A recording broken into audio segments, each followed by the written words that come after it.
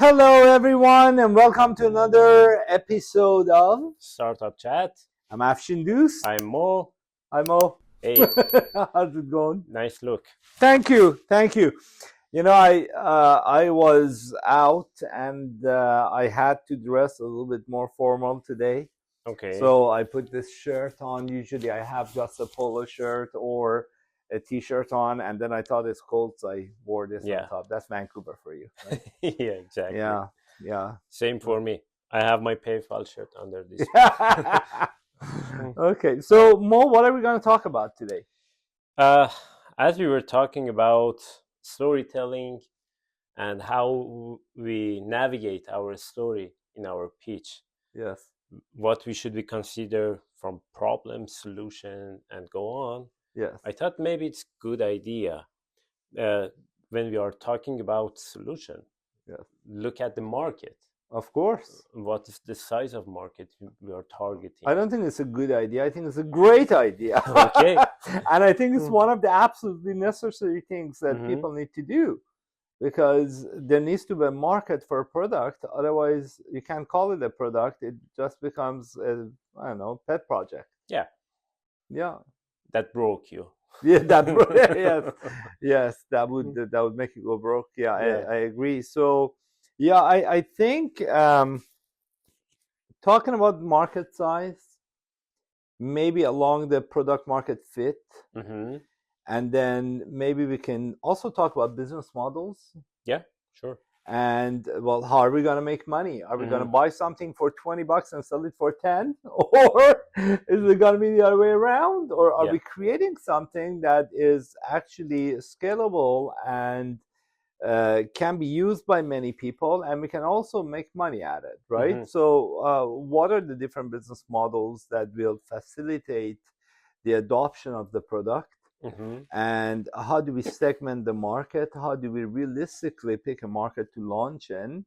Okay. And maybe if we have time, we can also talk about how we are differentiated from others. That's we need to get the message across that Mhm. yes, we do have some differentiation, and that differentiation gives us a sustained advantage, hopefully, over every other business that's trying to do the same thing we Mhm. do. And I think that would be a full episode I think and a it's half. 5-6 episodes. Yeah, That's the yeah. number of subjects you mentioned. Each Okay. of them need a episode, I think. Yeah, But that's true. let's deep dive in market. I know many of the founders, Yeah, when they are measuring their market size and talking about TAM, SAM, or SOM, yeah, they exaggerate a lot. yes, They have to exaggerate in some part. yes. But how we actually should look at the market size? I don't Okay. want to be very, I don't know, pessimistic about Yeah, this, but I need, as a founder, yes, when we are looking at the business, yeah, what should we consider, at least for ourselves, to yeah. make sure we are doing the right thing? Good. So I think when we start talking about market size, first we need to talk about the persona of our customer. Mm-hmm. So we know exactly who we're going to be selling to. Once we clarify that, then we have to start segmenting the market and reach that conclusion of where and how we can approach and attain that customer. Mm-hmm. Now, for B2B, B2C is all the same thing. You need to set up those personas, maybe the company's persona that would be Yes. your perfect customer, and then you start segmenting. Now, there are quite a few considerations when you start looking at the market size. For example, depending on the type of product you have, let's say you have a delivery service. Okay. The delivery service that delivers, let's say, I don't know, like parcels, Yes. right? If you are in downtown Vancouver or any major cosmopolitan area, it's completely different from when you're in suburbs. Because the same parcel in the suburb, you might have to drive 1 kilometer or 1 mile in order to Mm-hmm. drop one thing, and then another mile to drop the second piece, and another Yeah. mile to drop the third. But in a major cosmopolitan area with much more density, Yes. within a mile you drop like 200 pieces, right? So when you're putting together your market, you'll have to look at the density of the market. Mm-hmm. You'll have to look at who exactly your customer is, what's their motivation to buy, and are you meeting those requirements? And then you can make your lowest hanging fruits Mm-hmm. into your beachhead market, where you say, this is where I can really make it happen. Yeah. And then from there, you look at that extended market. But there is one huge mistake that I've seen over and over again in people who are creating their TAM, SAM, SOM market sizes. Mm-hmm. And that mistake is they look at the industry they are entering as a whole and not as a specific service that they're offering within the industry. For example, what? For example, maybe you want to sell cat food. Okay. And you look at cat food and you say, well, the cat food industry is $1 billion in, for example, North America, Okay. right? And you said, that's my TAM. But it's not, because cat food is canned cat food, Yes. it's dried cat food, Yes. it's cat food with certain vitamins in it, Mm-hmm. it is snacks for cats, and it's a bunch of other things. Yes. And maybe you're just making dry cat food. Yeah. So don't look at cat food as here's my market, because the dry cat food could be a fraction of that $1 billion in North Exactly. America. Now you cut it down to say, okay, so my TAM is not $1 billion cat food, it's $100 million, which is dried cat food, Mm-hmm. right? And then you have to look a little bit deeper into it. What different types of dry cat food? Is it for like a certain type of cat? Maybe there are some with vitamin, and maybe yours has certain Mm-hmm. criteria. Some are good for the teeth, and people buy it because it has that criteria, Yes. right? So if yours is, for example, based on animal organs and is tasty and whatever, then you have to start segmenting your market even more and saying, so out of that 100 million I looked at, maybe there's 50 million are my immediate competitors. Yes. And so if I can capture a piece of that 50 million, that's where I want to aim, Mm-hmm. right? So the biggest mistake I see in people presenting their market size is they look at the entire market size. Yes. They present it without properly segmenting it. And then investors look at it and I say, well, I know that this is the market size, but what part of that market size are you going to enter? And who are your immediate competitors Mm-hmm. in there? And how are you going to show that you have a competitive advantage to them? And what's your plan for capturing a piece of that market size? And that's where the questions actually create aha moments, and you Mm-hmm. say, oh, maybe I will go back to the board. Now And maybe we'll look at the limitation you have in production. For exactly, example, do you have those resources yeah. to feed all the cats in North America? Yes, of course. Yes, so you have to look at your capacity. You have to look at a real market size. You got to Mm-hmm. look at your competitors. You have to look at what your strategy is, how you're going to go to your customers. What channels do you have? Mm-hmm. And do you need to advertise? Like, do you need to educate the customer? Do you need to issue samples before they like? There are a lot of considerations, but the market size itself needs to be first determined properly. Yeah. And then from there, you segment it further, possibly geographically, into your SAM and then SOM, which is Yes. your lowest hanging fruit. And then you say, okay, so this is where I want to be, and this is the percentage of that market that I want to attain within this time limit. Mm-hmm. So if you've segmented your market properly, and if you have a strategy to attain that beachhead market that you want to go at, and you have a proper number you want to achieve, and you have a timeline in which to achieve it with the SMART goal attached to it, that's when you're gold.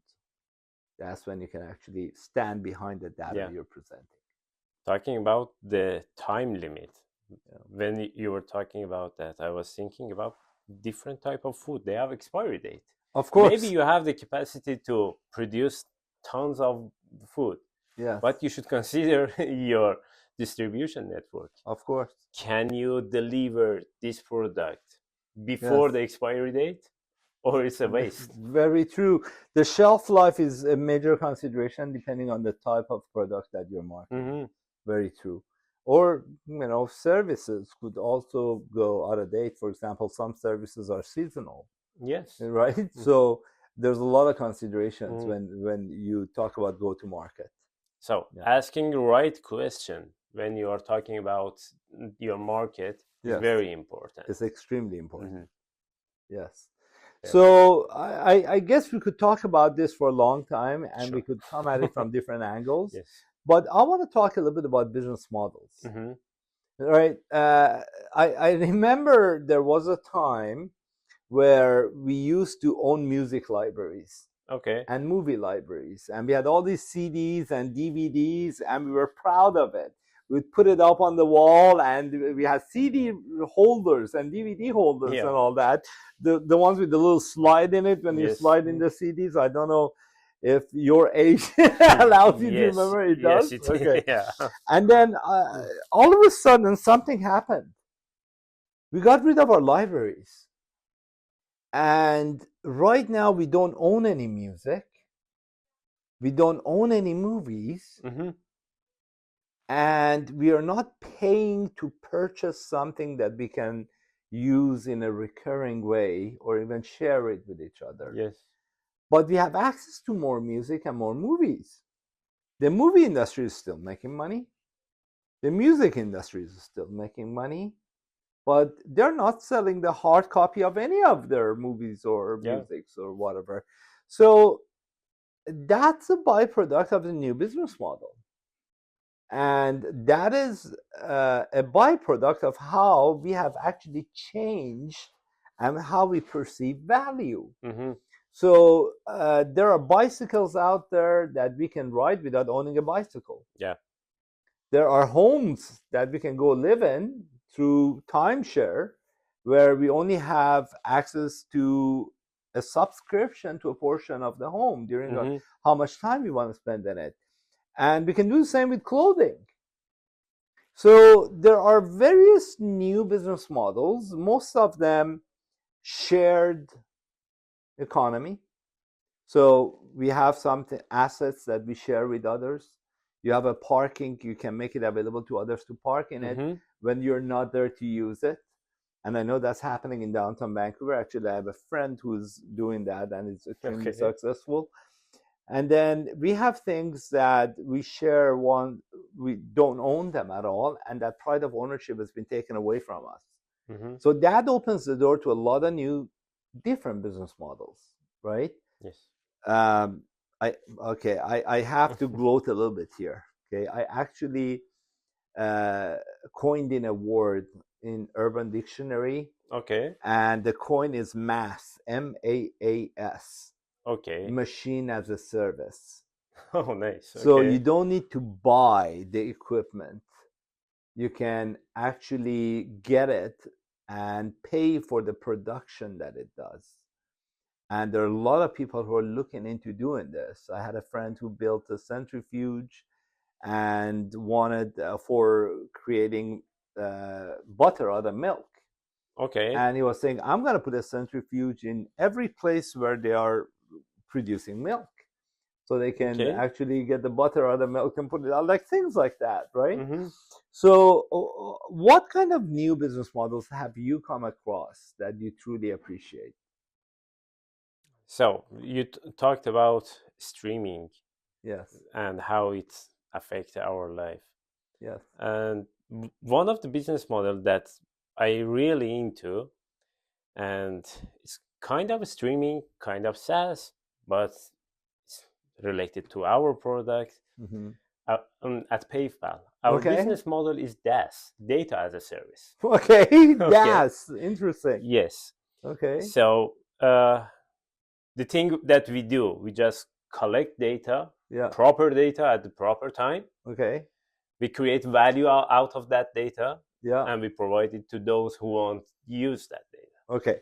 So since our podcasts are usually extremely neutral, Yeah. we are both partners in PayPal. Yes. I want to make sure that we are free to talk about the business, talk about PayPal, but not make it the focal point of our conversation. Oh, sure. I'd rather hear your experience with other things. Let's see. I'm so focused on the business right now. It's hard to find another one. Okay, so let me ask you a question. Have you bought any software recently? Not actually. I'm using. Interesting. I was using Microsoft Office for a long time. Yes. But now I just use Google service. Okay.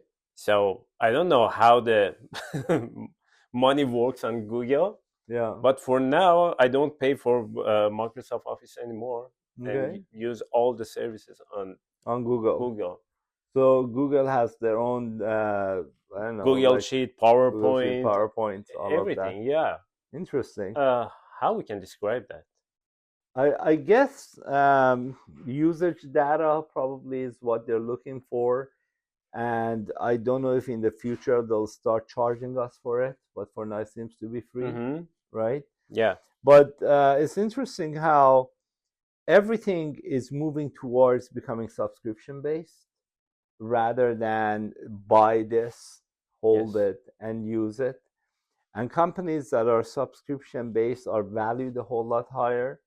So there are various business models. You can do kind of a bolt-on business model where somebody is already selling something, and you add your feature onto them and take a piece of the pie. So it's like white labeling a product and adding some feature to that. Yeah, or you like a lot of insurance companies do this. For example, they say, "Hey, you want this extra insurance?" And you say, "Yes, I want a home insurance, but I want earthquake." And maybe they don't underwrite the earthquake themselves, but they bolt on earthquake onto your insurance company and they pay the others, and they take a portion of it for generating the sale, right?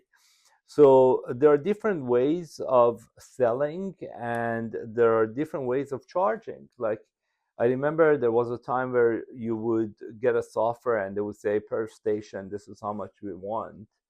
And then they started saying, well, we want remote. Okay, now we want something else to make it remote access for you, right?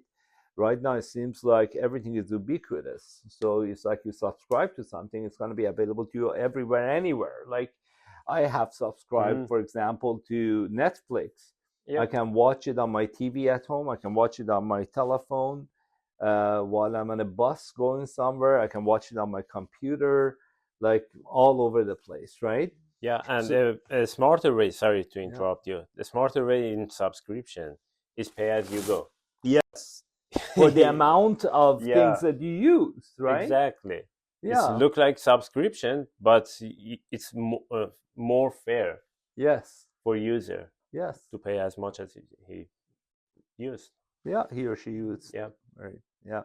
So I think we should kind of end this episode here because we don't want it to be too long. Yeah.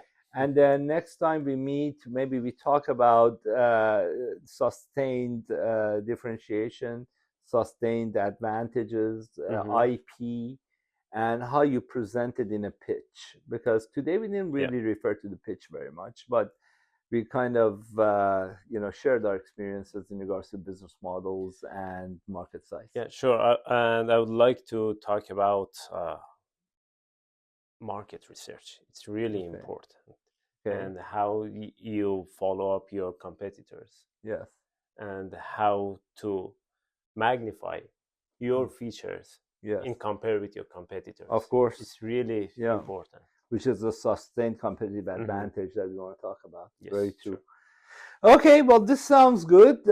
Thank you, everybody, for being with us today. And please do like us and subscribe if you wish to. And we look forward to getting your comments and your ideas. If there's a subject you want us to talk about, we'd love to hear from you. Once again, we don't talk in scientific terms, we just share our experiences. We've been around the block a few times, Yeah. probably. And so you might learn from us what not to do sometimes, or you might just get some aha moments where you say, wow, maybe that made a difference in how I'm looking at my Mhm. business. And if that happens, of course, in the context of a startup, but if we expand beyond that, please do let us know. Once again, thank you for watching. I'm Afshin Dust, and have a great day. See you. Bye bye.